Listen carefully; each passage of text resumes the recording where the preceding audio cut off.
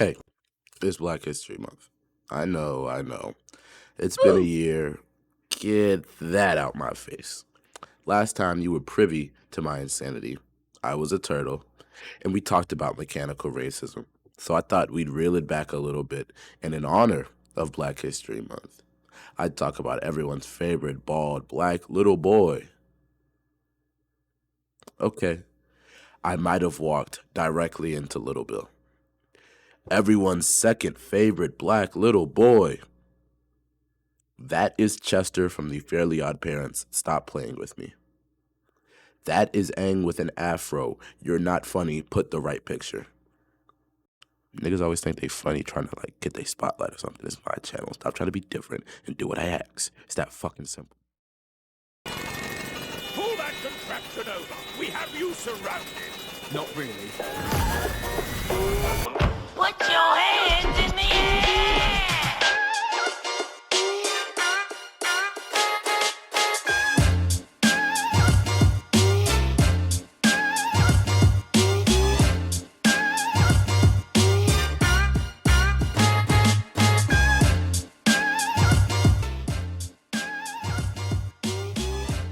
Fillmore is a cartoon television series created by Scott Gimple that aired on ABC and later Toon Disney that ran for 2 seasons from 2002 to 2004. The show is a parody of cop dramas of old set in a giant mega mall of a middle school, absolutely huge, ex-middle school, starring safety patrol officers Cornelius Dr. Umar Fillmore and his new partner, Ingrid Third, who was voiced by the iconic, absolutely legendary Tara Strong. Fillmore, he's voiced by Orlando Brown. I mean, I told you in the first interview, I mean, she gave me, and then I gave her some, I do, yeah.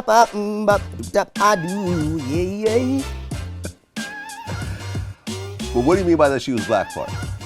These two go on many exciting cases together, and today I'm here to talk about one of the best, the season 1 finale, episode 13, A Forgotten Yesterday. The episode starts with the entire safety patrol in the apple orchard trying to bust a case of stolen term papers and finding nothing. Episodes of this show usually start off with an action or chase scene, but this one gets rid of that in favor of a slower, more talky segment to really set up future events in the episode, and I really like the little change of pace they got going here. The student council representative, Peabody, is not too happy to hear about their short findings and tries to inform Fillmore of the importance of finding term papers, but Do you realize your mama dresses you like a sofa?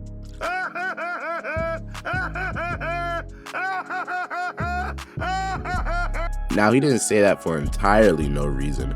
Peabody does not trust Fillmore on the case because of their history together when Fillmore used to run as a delinquent late last year. After going off to brood on his bike, Eddie Thomas realizes that his brakes were cut and he's now free falling down, get this, Free Fall Hill. Everybody's so creative. Okay, this is the action sequence I was looking for. After Ingrid helps him not crash and his bike gets shredded and crushed, oh my god, they head back to HQ to find out what happened. Turns out his brakes weren't cut, they were replaced with ketchup and mustard dispensers.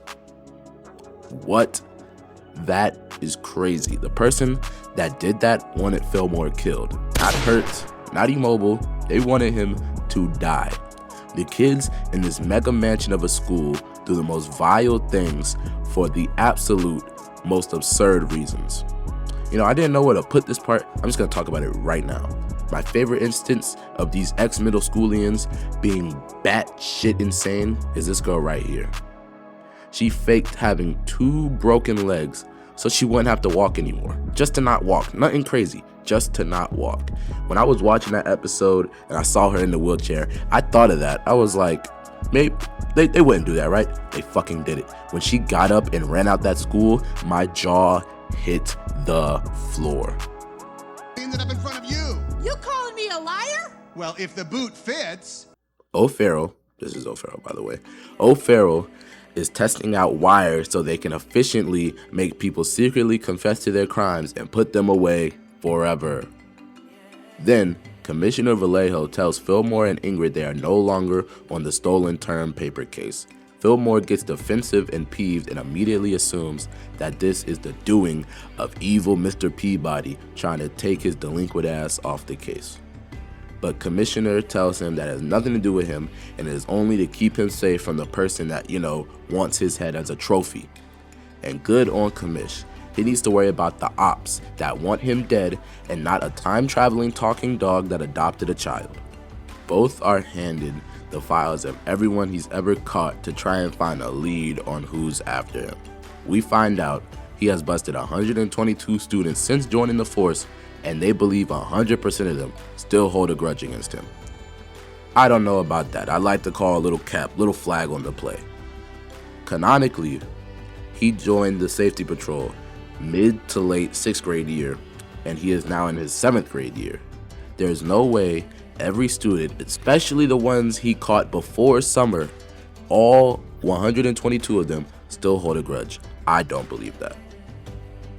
With no leads, they turn to the next best option Fillmore can think of, the person he used to rock with before he turned over a new leaf. His old partner in crime, Sonny Lombard. The best part of the Fillmore show is when they dive into his bad boy past at X. This is why I wanted to talk about this episode specifically, because in my opinion, it is the best one that shows his past and his growth from his past to who he is now. Don't go away. Fillmore will be right back on Toon Disney. And now back to Fillmore, right here on Toon Disney. Him and Sonny had a tight bond before he joined, but Sonny didn't like the idea of Fillmore being in the force, so they split ways ever since. Sonny's paper football gambling tournament, double elimination by the way, is crashed by Fillmore and Ingrid, making the rest of the kids flee. They try to get Miles from Moesha to tell them the names of people who might want Fillmore gone, but he won't budge. He says he won't do it because his reputation will be shot if people find out. Honestly, fair.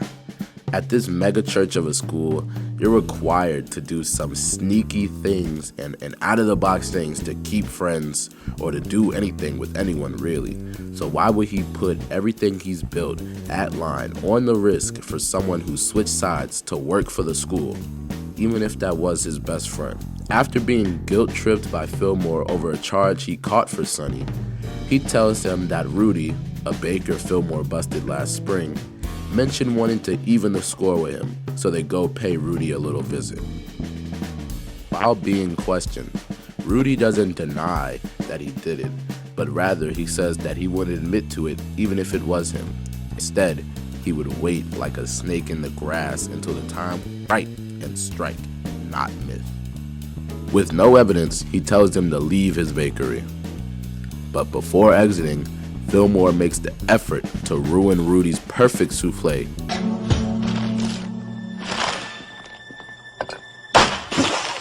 Oh, snap. I'm sorry.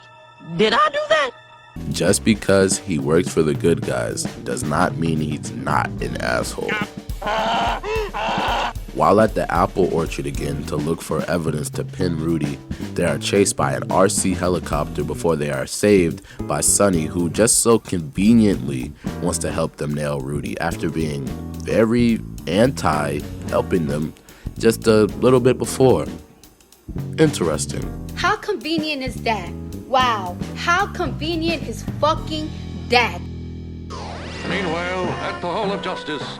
The safety patrollers gathered around laughing at O'Farrell because he went home with the wire still attached to his chest. They can hear all of his embarrassing home conversations, like how his mom has day of the week underwear for him and will get very mad if he wears Thursday's underwear on Tuesday. And she's not wrong. What will he wear on Thursday then, huh? What will he wear on Thursday? After, we see Peabody and Vallejo coming out of his office still talking about the lost test. These niggas still can't find him.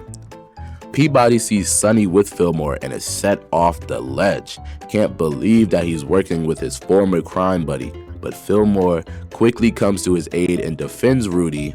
Then, Do you realize your mama dresses you like a sofa? We girls winning, copping us bullshit. Bitch, we winning. while Batman watching Rudy from the roof, Sonny tells the pair about a ledger Rudy has to document all his misdeeds and antics. If he tried to knock off Fillmore, it would be in that book. Kinda weird and actually really dumb that he possesses a handwritten book of all his crimes. But hey, they are in middle school, so I guess he has to learn to be a better criminal somehow. On some, level 1 crook, level 35 boss type shit. He goes on to tell them that he doesn't take it home, but he doesn't know where he hides it. So they concoct the plan for Fillmore to sneak into his pool house. Yes, this kid owns a pool house, where he's sleeping, and get him to sleep talk the whereabouts of the ledger so he can go find it and prove that he tried to kill Fillmore. While Fillmore is playing hitman, Sonny is talking to Ingrid about how Fillmore used to be the best in the business and he could sneak into anywhere, just glazing his fucking donuts for real. Fillmore gets in and almost gets caught, but gets the location of the ledger before swiftly exiting out the window. We'll be back with more Fillmore on ABC Kids. We're back with more Fillmore on ABC Kids. Sonny wants to go grab the ledger now since they know where it is, but Fillmore tells them they can't because there are procedures that need to happen for them to get a warrant to seize the ledger. A warrant. These people are in the 7th grade, they gotta go get a warrant. That's hilarious. This tiny interaction also shows the growth in mindset from how Fillmore used to be, aka Sonny, and Fillmore now. I'm sure he wanted to rush in there guns a-blazing and grab the book and nail Rudy for trying to take him off the map. But he knows that there's a proper way to do things so you can get real justice and not your own vindicated version of it. O'Farrell comes into the office to see a pile of drawers and panties on his desk and all the kids laughing at him. But he doesn't care. He keeps his chin up and his chest forward because he knows the importance of day of the week underwear. Until then, you know what they say. Chin up, tits out, and watch for the shoe. This is the 3rd time I've brought up O'Farrell, and that's because simply, I love him. He's a great comedic relief, and I think he's hilarious. He doesn't talk about the cases, he barely cares about safety patrol stuff, but he'll get up there and just start yammering, or he'll do some slapstick, and I think it's funny. Especially since a lot of the main characters in this show don't do a lot of slapstick. During humiliation by underwear, Peabody walks in to inform everyone about a tip he got and accuse Fillmore of selling fake hall passes. Nobody believes him, and why would they? It's Fillmore. He's the best citizen at X Middle School, the perfect safety patrol officer. No way he's selling fake hall passes. Nobody believes him until he pulls out a stack of fake hall passes from Fillmore's desk drawer. Still, Commish Vallejo does not buy it because Peabody wouldn't be smart enough to catch Fillmore. No, Commish might be right, but Peabody's intelligence has nothing to do with him accusing Fillmore of selling fake hall passes. He told you he got the tip from an anonymous caller. He didn't create the theory and figure it out himself. Someone told him. So him being smart doesn't have anything to do with it. He was told. The intelligence of the tip guy would need to be in question here. Though Commish doesn't believe he did it due to procedure, he still has to turn in his badge and sash. He's not too happy about this. Ingrid and Vallejo say they're on his side, but he just doesn't feel it, and he storms out. I don't blame him in any way. That feeling of being right, or not even right, just simply not in the wrong, and still being reprimanded for it due to a policy or fairness is just so frustrating. Now hanging out with Sonny again, Fillmore is determined to take down Rudy. Sonny tells him it's time to do it their way and just go take the book, but Fillmore doesn't want to do that because that would be theft and he's still a good guy on the right side. Sonny gives him his phone to call him if he ever changes his mind. I thought that was a little odd. I know it's like 2003, so not everyone has their own personal phone, but did people just give out their phone to other people so they could like call their house number or something, I guess? Solve the mystery. We'll be right back to Fillmore on Disney XD. Crack the case. Now back to Fillmore, right here on Disney XD. Eventually, after thinking it over, he decides to go through with it. And after some Spider-Man 007 stealth mission hitman bullshit, he gets the ledger. Fillmore takes it to the dock where him and Sonny agree to meet up, hands him the ledger, and what's this? Gasp! We find out that there are no logs of all Rudy's crimes, but it's actually the missing test from the start of the episode.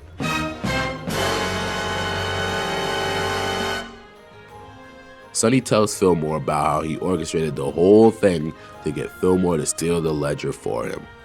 He changed his brakes, again, almost killing him, staged the helicopter chase, called Peabody, and planted the evidence to get Fillmore suspended from the force and desperate enough to steal the ledger without a warrant.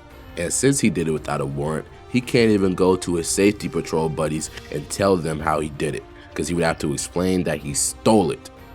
It was the perfect plan. The perfect plan. Sonny goes on to call Fillmore a thief, saying that's all he will ever be. Sonny didn't say this because he really felt that way about Fillmore. He said this to justify his actions and his unwillingness to grow by showing how Fillmore, quote unquote, hasn't changed, though Fillmore has shown tremendous growth and only reverted back to his roots once manipulated by someone he thought was a friend. Sonny thought he did it. He thought he had won. He thought he got one over on Fillmore. But he forgot one crucial thing. The show is named Fillmore. Fillmore actually had a warrant. He had figured out Sonny was the one trying to get him after seeing his anonymous call logs to Peabody.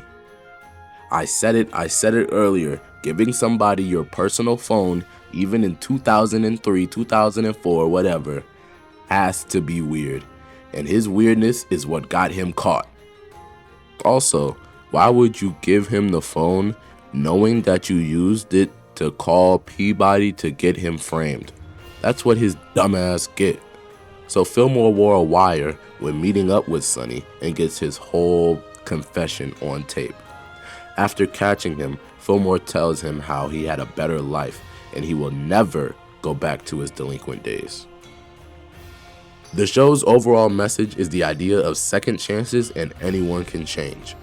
This episode was able to tell that message beautifully by showing the progression of the main character's mindset through the difference and similarities between Fillmore and Sonny.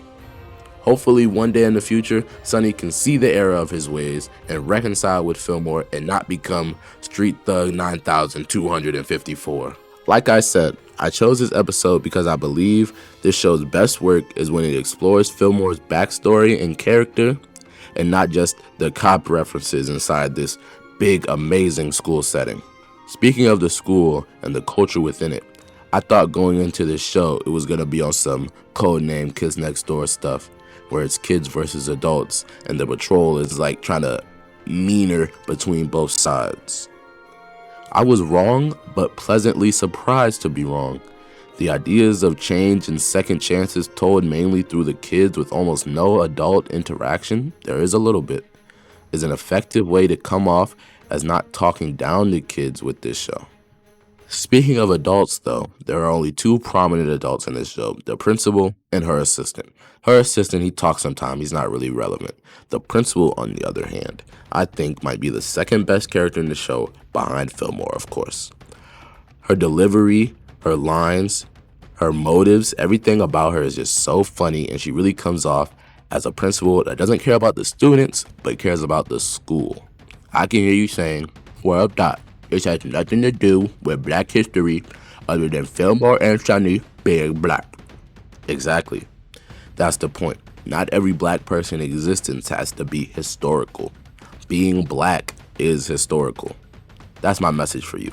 If you're black and you're watching this video, just be black. That's more than enough. Thank you for joining me here on the World.YouTube channel, and thank you for watching my video. I hope you enjoyed Fillmore and all his bald antics. Make sure you like, comment, subscribe, share, all that stuff. Follow anything that's in the description. Fillmore is the greatest bald black little child in all of fiction, and if I see Aang on my screen, somebody will pay the backlash.